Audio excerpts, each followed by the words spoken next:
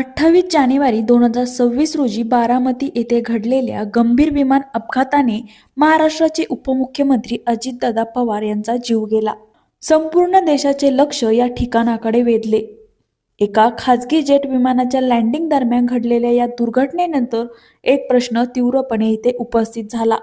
तो म्हणजे बारामती येथे खरंच विमानतळ आहे की केवळ नावापुरती धावपट्टी? हा प्रश्न भावनिक नसून तांत्रिक, प्रशासकीय आणि सुरक्षिततेच्या दृष्टीने अत्यंत गंभीर आहे. टेबल टॉप रनवे म्हणजे नेमके काय? बारामती येथील रनवे धावपट्टी ही टेबल टॉप पद्धतीची आहे. आता टेबल टॉप रनवे म्हणजे नेमकं काय?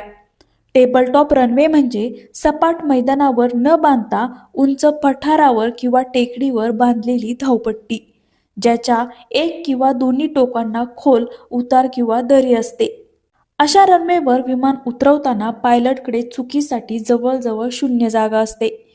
भारतामध्ये मंगळूर, कोझिकोड इथे टेबल टॉप रनवेची प्रसिद्ध उदाहरणे आहेत. बारामतीची धावपट्टीही याच प्रकारात मोडते.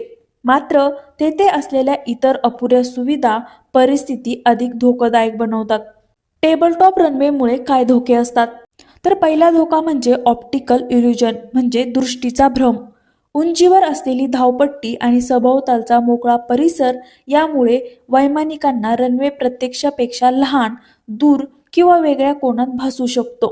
विशेषत शेवटच्या क्षणी रनवे नजरेतून गायब झाल्यास गो अराउंड म्हणजे हवेत उड्डाण घेऊन गोल फेरा करावा लागतो, जो टेबल टॉप रनवेवर अधिक जोखमीचा असतो.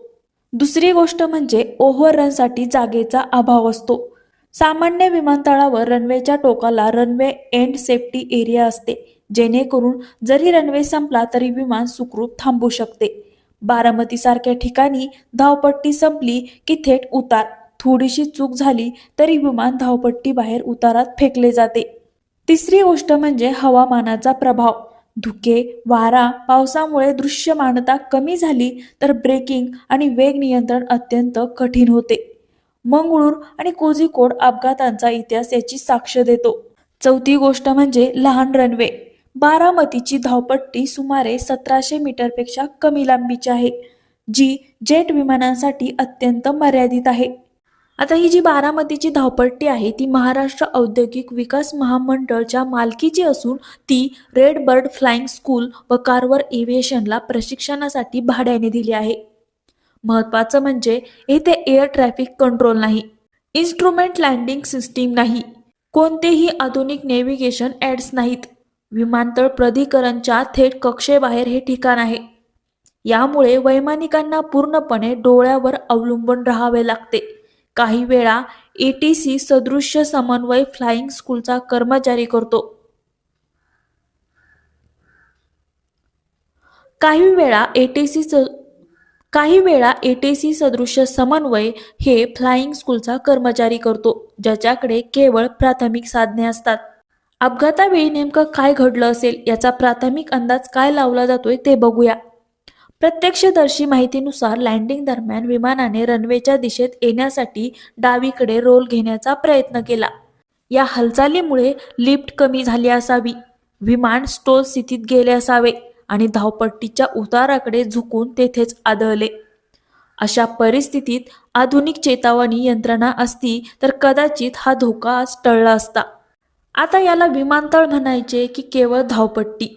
लाईट्स नाहीत, नेव्हिगेशन सिस्टीम नाही, CCTV नाही, फायर ब्रिगेड नाही, ॲम्ब्युलन्स नाही, सुरक्षा यंत्रणा नाही. मग याला विमानतळ म्हणायचं तरी कसं? विमानाला 20 किलोमीटर अंतरावरून धावपट्टी दिसते हे खरं आहे, पण केवळ डोळ्यांनी नाही, तंत्रज्ञानाने. ILS, VOR, DME, PAPI, lights, runway lighting या सगळ्या प्रणाली वैमानिकाला दिशा, अंतर, उंची सांगतात. परंतु बारामतीमध्ये यापैकी जवळजवळ काहीच नव्हतं. तर अजितदादांचा जीव गेला यामधून आपल्याला काय धडा मिळतो? देशात अशा अर्धवट, नकली, अपुऱ्या सुविधा असलेल्या धावपट्ट्यांना विमानतळाचा दर्जा देणे तात्काळ थांबवले पाहिजे. फ्लाईट ट्रेनिंगसाठी वेगळी, मर्यादित आणि स्पष्ट नियमावली असावी.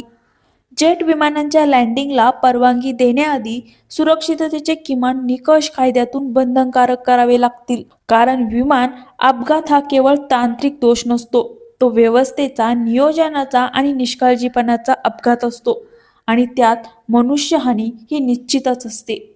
तर या सगळ्याबद्दल तुमचं काय मत आहे हे कमेंटमध्ये नक्की कळवा.